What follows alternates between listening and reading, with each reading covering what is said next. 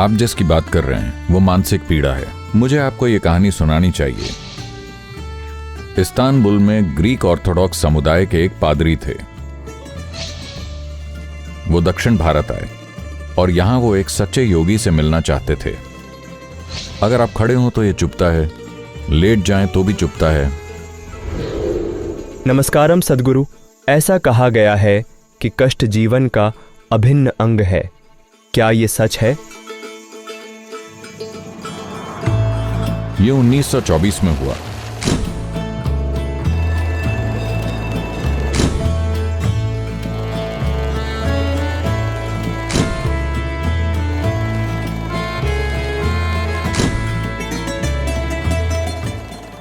Istanbul में Greek Orthodox समुदाय के एक पादरी थे।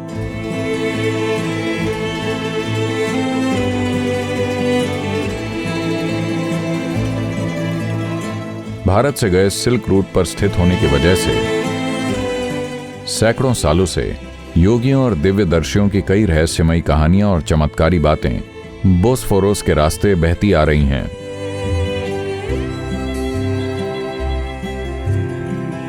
तो इन पादरी की हमेशा से ये इच्छा थी कि वो भारत जाकर किसी दिव्यदर्शी या योगी से मिले। ये कभी हो नहीं पाया क्योंकि जिन कपड़ों को वो पहने हुए थे उनमें आप ये तय नहीं कर सकते कि आपको कहां जाना है। तो अपने आधे रिटायरमेंट के बाद उन्हें दक्षिण भारत जाने का एक मौका मिला। Patiently waiting each day that goes by, staring out windows at stars in the sky, imagining one day I'll be one of them, but patiently waiting till then. तो वो दक्षिण भारत आए और वो एक सच्चे योगी से मिलना चाहते हैं। तो किसी ने उन्हें बताया, देखिए अगर आप उस पहाड़ पर ऐसे जाएं तो वहां एक गुफा है, उसके सामने एक योगी है, वो वहीं बैठे हुए होंगे, आप उनसे मिल सकते हैं। मिलने के लिए वो एकदम सही आदमी हैं।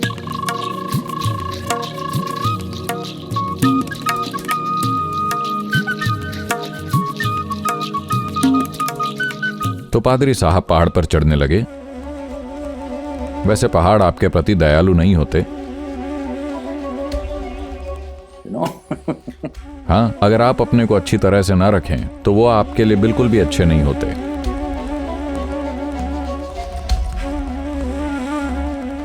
तो महाशय किसी तरह हांफते हुए ऊपर गए।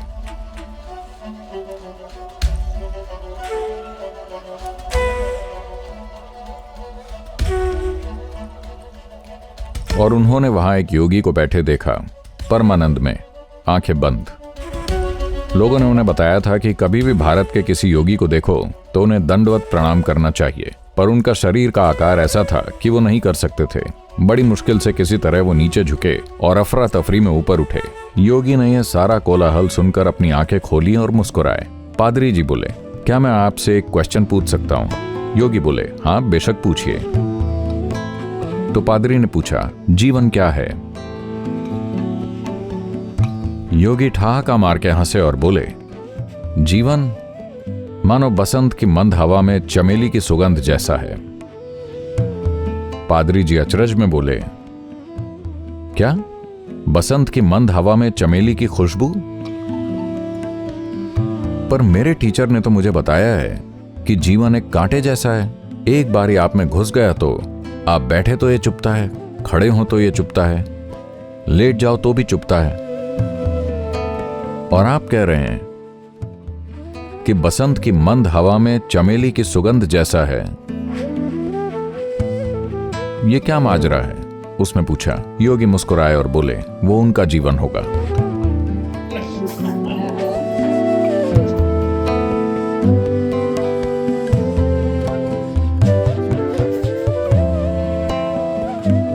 तो शारीरिक कष्ट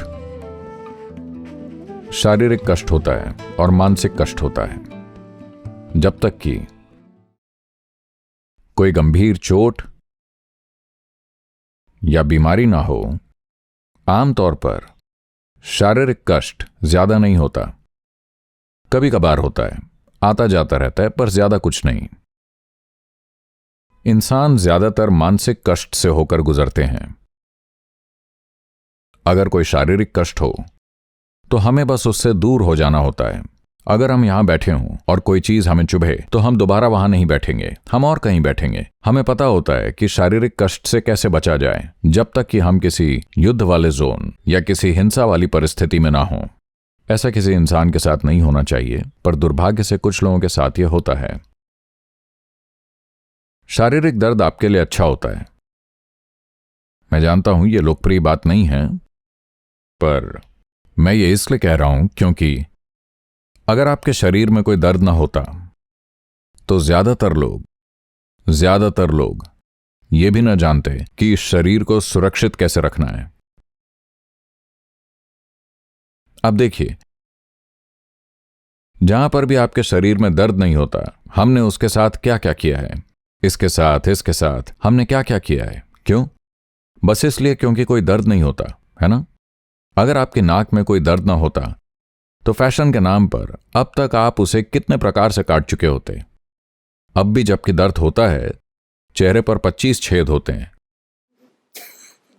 हाँ, कई लोग इतने सारों के साथ घूम रहे हैं इसके बावजूद कि दर्द होता है। अगर शरीर में कहीं भी दर्द ना होता तो अपनी पूरी आंत को खींचकर उसे कंधे पर टांग कर चलना फैशन होता।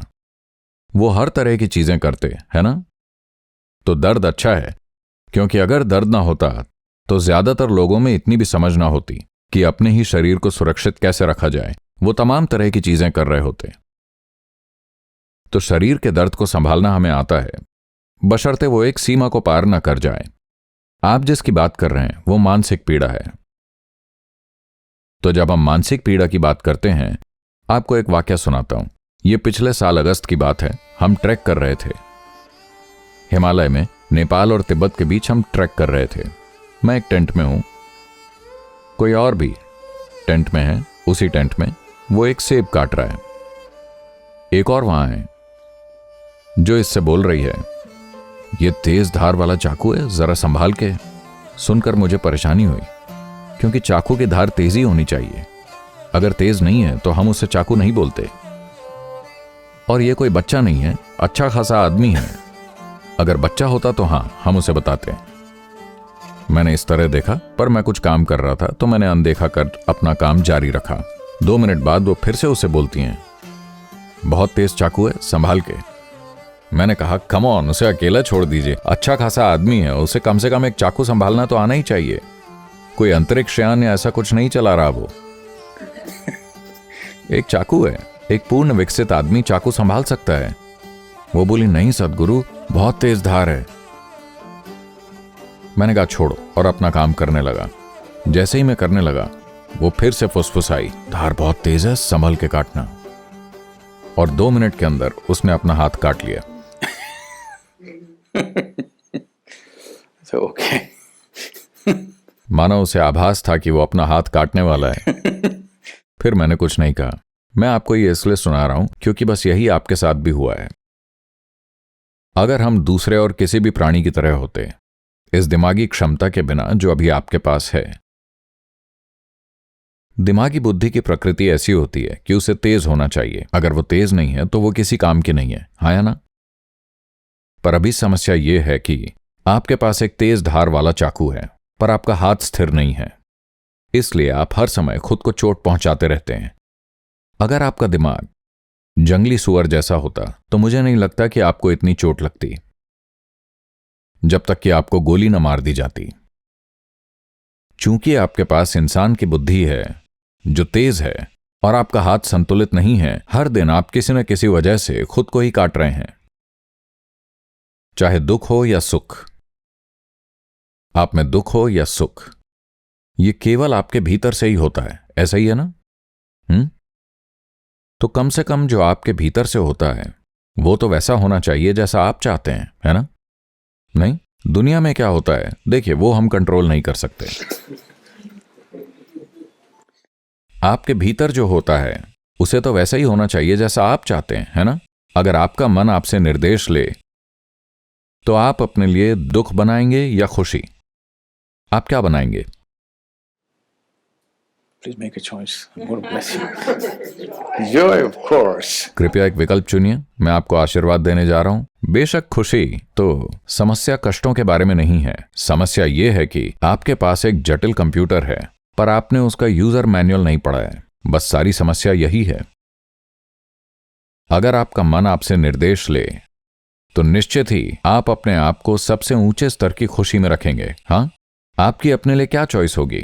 सबसे ऊंचे स्तर की खुशी, कम से कम अपने लिए तो। अपने पड़ोसी के लिए क्या चाहते हैं, इस पर दो राय हो सकती हैं, पर जो आप खुद के लिए चाहते हैं वो बिल्कुल साफ है ना?